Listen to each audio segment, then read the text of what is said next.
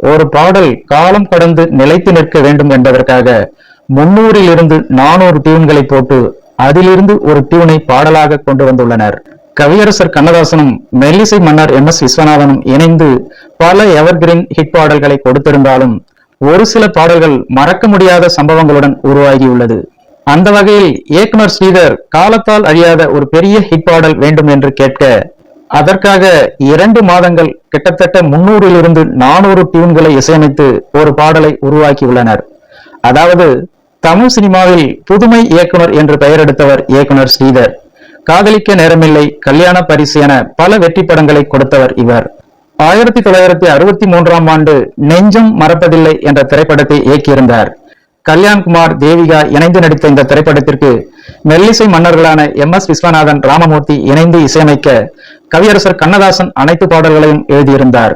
இந்த திரைப்படத்தின் பாடல்கள் அனைத்தும் ரசிகர்கள் மத்தியில் நல்ல வரவேற்பை பெற்றிருந்தது. இந்த படத்தின் பாடல்கள் கம்போசிங்கின் போது நான் நெஞ்சம் மறப்பதில்லை என்று டைட்டில் வைத்திருக்கிறேன்.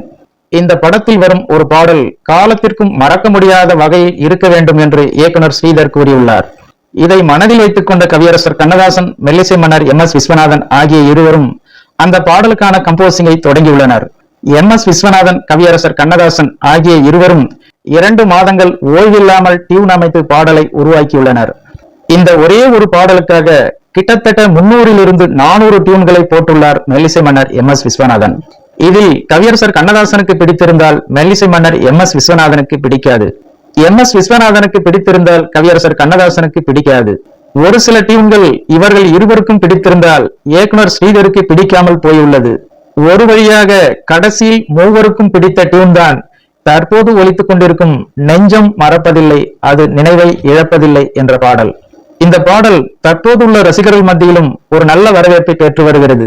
அன்று அந்த பாடலை உருவாக்கியது ஒரு பெரிய வேதனையாக இருந்தாலும் இன்று அந்த பாடல் ஒரு சாதனையாக மாறி உள்ளது என்று மெல்லிசை மன்னர் MS விஸ்வநாதன் தனது ஒரு பேட்டியில் கூறியுள்ளார். குறிப்பாக இந்த படத்தில் வரும் நெஞ்சம் மறப்பதில்லை என்ற பாடல் இந்த திரைப்படத்தில் 4 முறை சில மாற்றங்களுடன் இடம்பெற்றிருக்கும் என்பது குறிப்பிடத்தக்கது.